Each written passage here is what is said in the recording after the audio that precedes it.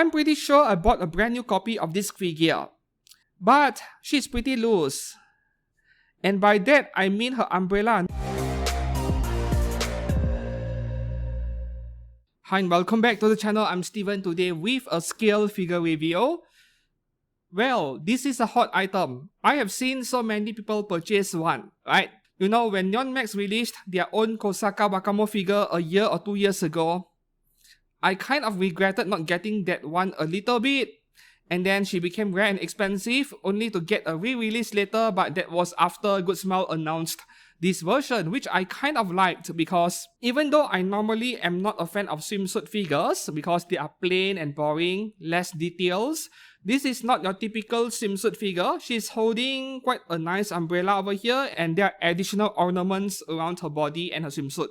So this is more detailed than a typical swimsuit figure and the price reflects that. This is fairly expensive. We are looking at Good Smile Company's 1/7 scale Kosaka Wakamo swimsuit version from Blue Archive. Official price before taxes or shipping is 26,182 Japanese yen, which is pricey for swimsuit figure. Meanwhile, release date was late September, if I'm not mistaken, 29th of September 2025. So that is 1.5 months ago at the time of publishing this review. I got mine from Hobbylink Japan and shipped it via DHL. Boy, it was expensive, but I wanted it quickly for my figure haul video back then. So the height of this figure, which is an important piece of information, overall height including the base to the top of an umbrella over here is 26 centimeters. The width side to side over here is almost 23 centimeters. Front to back, the depth is at 17 centimeters. So that is the information for you to budget your display space. The actual height of the figure, not including the base, that would be the bottom of her feet over here to the top of her head, not including her ears, is 21 centimeters, which may sound like not much, pretty small, but you need to remember that her pose, she is slouching forwards. So if she was standing upright, she would be at least 23 centimeters. So this is about right for a 1/7 scale figure. Now moving on to the unboxing process, well, the assembly process was pretty intimidating once again, but the instructions were clear and I was pretty surprised to see English included in the instruction sheet. How many years has Good Smile been in the business of making figures? At least 20 or 25 years, right? At least. I'm not sure about the history, but they have been around since early 2000s, I think. So it took them over 2 decades to include English in the instruction sheet, but finally, yeah. So instruction was fairly straightforward. You just follow the steps and you will have no problems assembling the figure, just that plugging a figure into the base is kind of tricky, which is always the case when the figure's design, the character's design has a very long dress that extends all the way to the base, covering her feet. Then you will have difficulty aligning the foot peg to the holes underneath the foot. Yeah, that is a struggle that I have with any figure from any brand that has a similar design. So it is not a Good Smile Company problem. This figure can stand without the base because of the way her dress is designed. But the biggest problem of the assembly is not the assembly itself. It is how loose the parts are on her umbrella over here. I'm pretty sure I bought a brand new copy of this figure. It was day 1 of release. I paid for her in full from Hobbylink Japan and all of the stickers, the seals on her box are there, right? So this Kosaka Wakamo is a virgin. I'm pretty certain. But she's pretty loose. And by that, I mean her umbrella, not her nyan, alright? So this piece over here, all these extra pieces of cloth, no, like what the heck is this, man? Let me put it back in.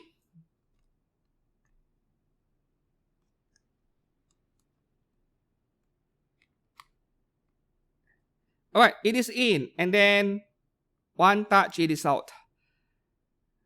What the heck, Good Smile?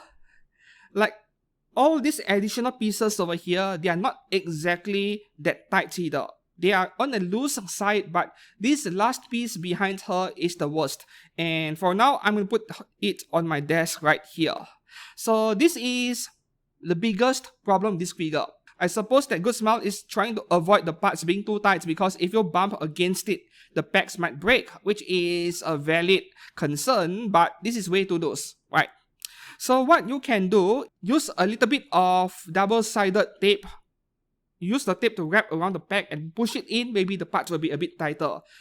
If the umbrella was opaque, it wasn't translucent, then you could have used a sticky tack. Yeah, and it will help. But this is translucent, you use any colored sticky tack, it will be very ugly, it will be obvious. So maybe try to wrap the peg with a layer of tape, transparent tape, and see whether it helps. I haven't done so yet. Speaking of the packaging, yep, the box right here, 10 out of 10. I wouldn't give it any lower. This is so tough, solid piece of box. And this is a very similar kind of box used in Good Smile Company's premium scale figures from FGO, from Uma Musume. Yeah, you know, you open from the bottom and it goes around like that. Yeah, Fat Company also does that for their premium scale figures. So this is among the best boxes Good Smile has came up with. And yep, we do have a shiny authenticity sticker over here. So very good box over here, and it is heavy, even though the box is empty. Yeah. Last part of the test over here is the stability, where this figure gets a solid 10 out of 10 for stability, because, you know, this dress is supporting the entire figure. She won't wobble at all. Now moving on to the sculpt department of this figure. Swimsuit figure, once again, but the detail levels is slightly above your typical swimsuit figure. If you look around her swimsuit, you can see extra pieces of ornament hanging around on the side, on the hair as well. So those pieces of ornaments over there, they are very important. They make the figure look more premium, more expensive. And they may not be the most detailed ornaments I've seen.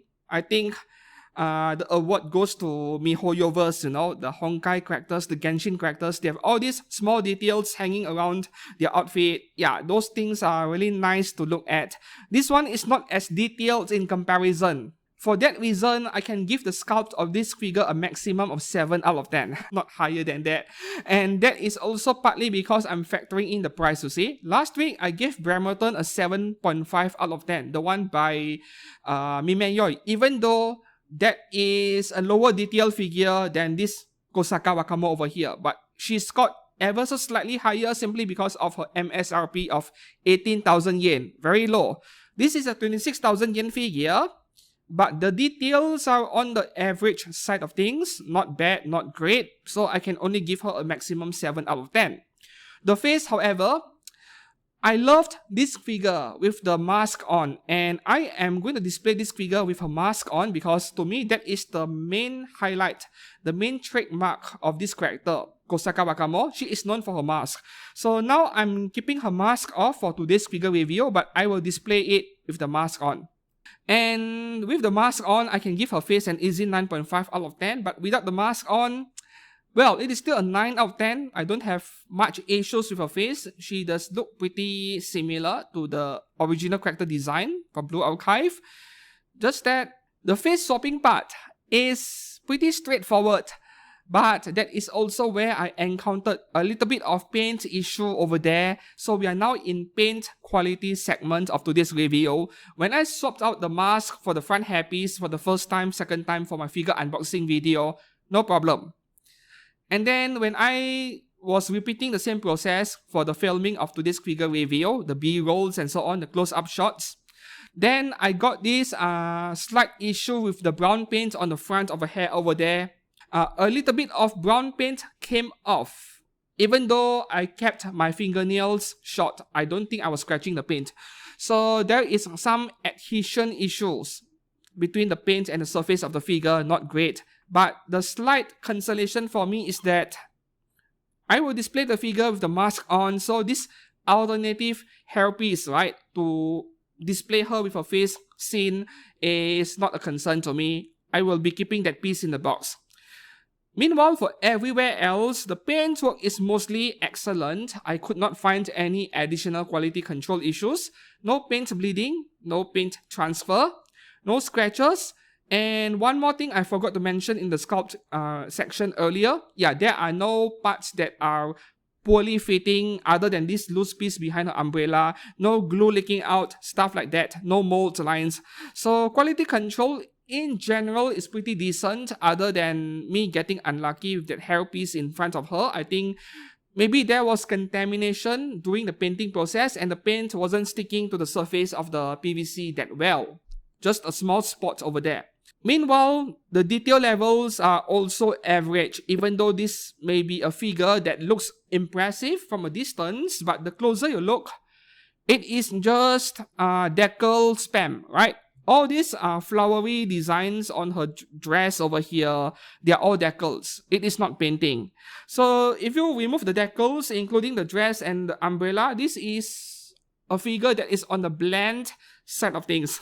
Right? It is not as detailed as it may seem. So does that affect the scoring of the paint work of this figure? Not that much.